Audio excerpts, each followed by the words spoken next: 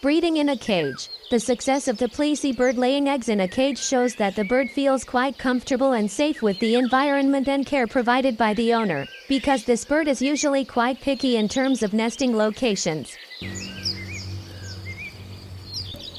After 12 days the mother bird gives birth. The eggs will hatch. At this time we have to provide food in the form of red ant eggs or cage worms.